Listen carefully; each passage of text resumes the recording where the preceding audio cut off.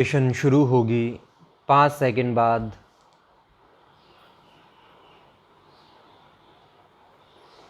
अथर्ववेद में अयोध्या को ईश्वर का नगर बताया गया है। अष्टचक्रा नवद्वारा देवानाम पुरयोध्या और इसकी संपन्नता की तुलना स्वर्ग से की गई है विराम। इस नगर को मनु ने बसाया था और इसे अयोध्या का नाम दिया, जिसका अर्थ होता है अयुध्य, अर्थात जहाँ कभी युद्ध नहीं होता विराम। इसे कौशल देश भी कहा जाता था विराम।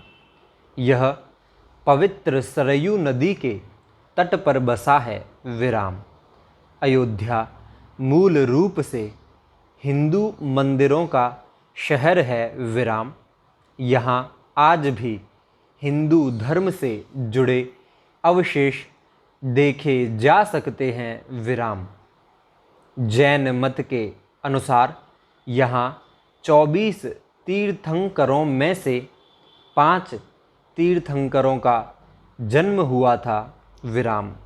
क्रम से पहले तीर्थंकर ऋषभनाथ जी, दूसरे तीर्थंकर अजीतनाथ जी, चौथे तीर्थंकर अभिनंदन नाथ जी, पांचवें तीर्थंकर सुमतिनाथ जी और 14वें तीर्थंकर अनंतनाथ जी विराम।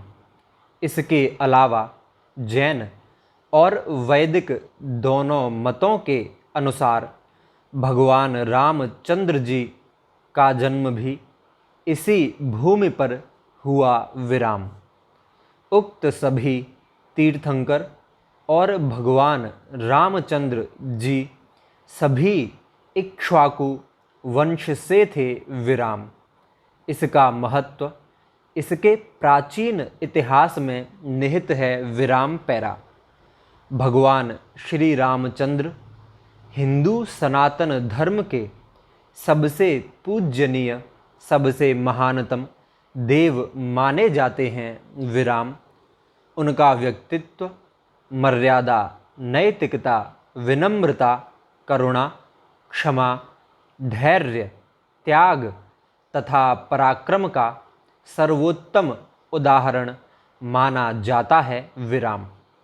श्री राम का जीवन काल एवं पराक्रम महर्षि वाल्मीकि द्वारा रचित संस्कृत महाकाव्य रामायण के रूप में वर्णित हुआ है विराम।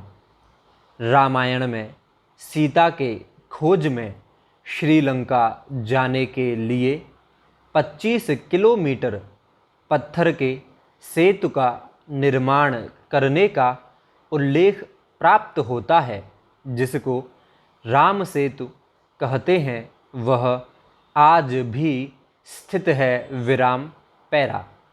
मान्यता अनुसार गोस्वामी तुलसीदास ने भी उनके जीवन पर केंद्रित भक्तिभावपूर्ण सुप्रसिद्ध महाकाव्य रामचरितमानस की रचना की है विराम। इन दोनों के अतिरिक्त अन्य भारतीय भाषाओं में भी रामायण की रचनाएं हुई हैं, जो काफ़ी प्रसिद्ध भी हैं विराम। खास तौर पर उत्तर भारत में श्री राम अत्यंत पूजनीय हैं और आदर्श पुरुष हैं विराम। इन्हें पुरुषोत्तम शब्द से भी अलंकृत किया जाता है विराम पैरा।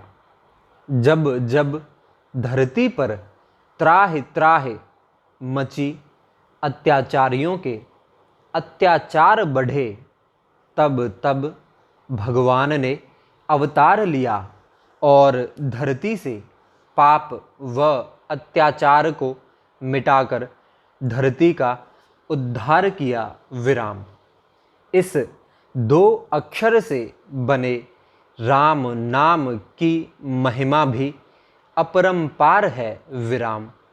राम नाम का स्मरण करके हम जीवन के कष्टों का निवारण कर सकते हैं। विराम पैरा।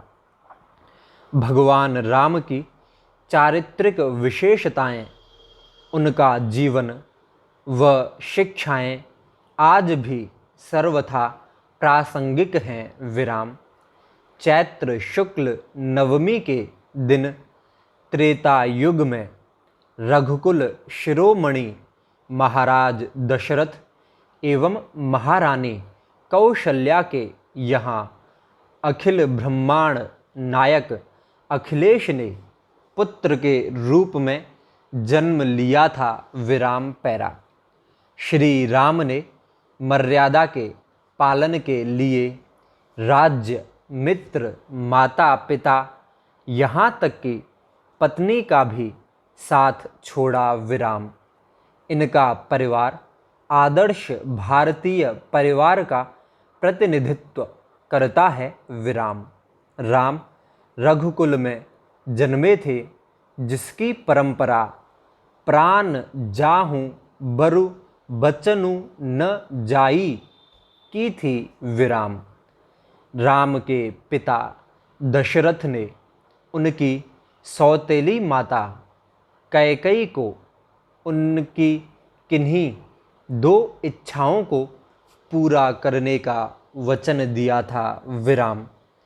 कैकेयी ने दासी मंथरा के बहकावे में आकर इन वरों के रूप में राजा दशरथ से अपने पुत्र भरत के लिए अयोध्या का राज सिंहासन और राम के लिए 14 वर्ष का वनवास मांगा। विराम।